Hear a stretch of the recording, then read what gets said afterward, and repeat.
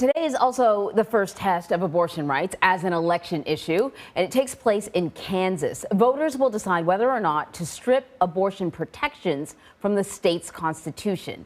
And there's been a huge increase in early voting for today's primary. So Caitlin Huey-Burns is in Olathe. That's a suburb of Kansas City, to talk a little bit more about this. And I know there's been a bit of confusion with whether people should vote yes or vote no in how this whole thing, this question has been written.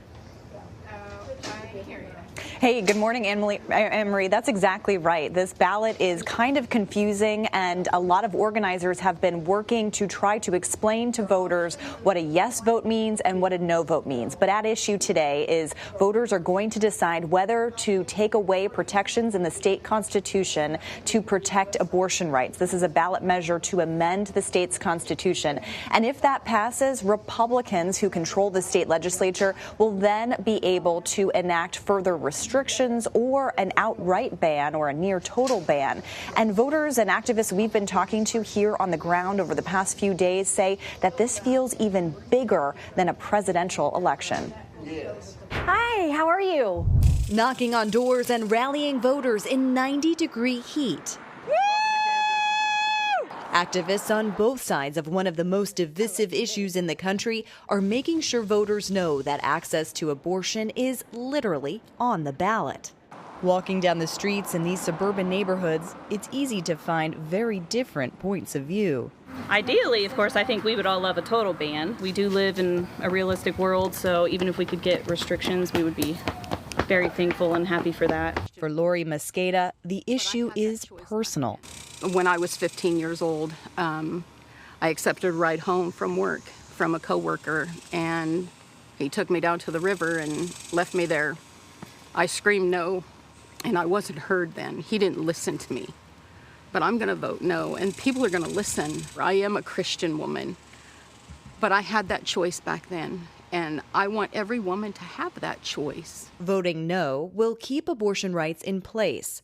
Voting yes will overturn them and allow the state legislature, which is controlled by Republicans, to act. Do you think it would empower the state legislature to add restrictions? Well, obviously the legislature can write new laws, but the trick is getting everyone on the same page.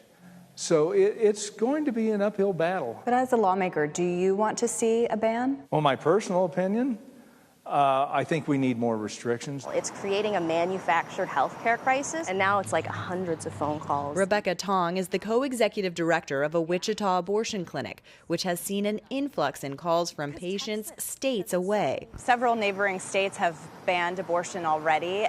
They're coming here to Kansas. What does that mean for them? It means that their state has left them behind, that they are going to be forced to carry their pregnancy further than they wanted.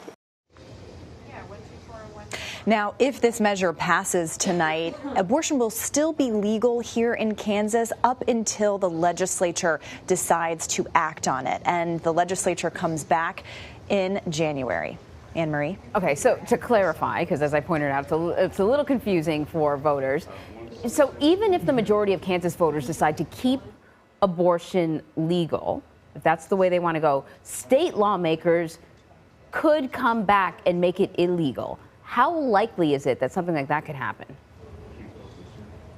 Yeah, it's kind of complicated, and here's kind of what we go to, which is that the legislature did try to enact some restrictions back several years ago, and those were challenged and got all the way to the state Supreme Court. And the state Supreme Court a few years ago in 2019 said that the Bill of Rights in the Kansas Constitution, the state constitution, protects abortion rights. So that then kind of impeded the legislature from imposing restrictions on abortion. So that's why they wanted to have a ballot measure to amend the state constitution. So if the ballot measure passes today, that means the state constitution is amended, and that would give lawmakers free rein to legislate however they would like on the issue of abortion. If it does not pass, then lawmakers would not be given that leeway, really, to enact enact restrictions because they would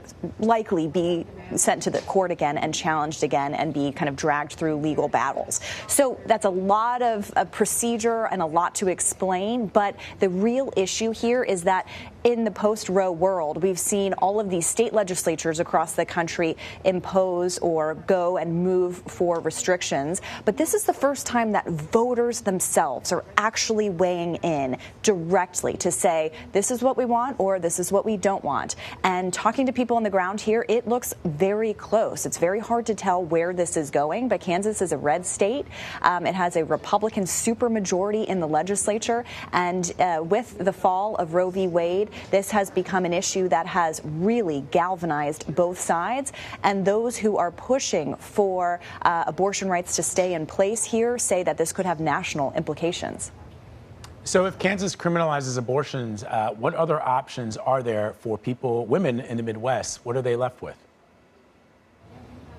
Well, what's important to consider here, why Kansas is so critical to look at, is because when you look at the neighboring states, Missouri, Oklahoma, even further down in Texas, which is still driving distance to here, they've all imposed bans on abortion. So talking to that director of the clinic that you saw in the piece, she was saying that they were getting calls, an influx of calls from people who were in waiting rooms in other states when the abortion bans were coming down, saying, my appointment's just been canceled. Can I come to Kansas? So Kansas has been a place that people have been coming from other states where bans are in place to seek that access to an abortion provider. So if abortions are near banned here in Kansas, that means that there will be a section here, the surrounding states, including Kansas, and just right over the border from where we are in Missouri, that won't have that access to care. And that's something that we've been covering for a while here on this issue. In these states that are imposing these restrictions, the surrounding states are too. So it really depends on where you live, determines your access to care. And for a lot of people who have jobs and don't have the money to travel, that's a huge impediment. All right, Caitlin, thank you very much.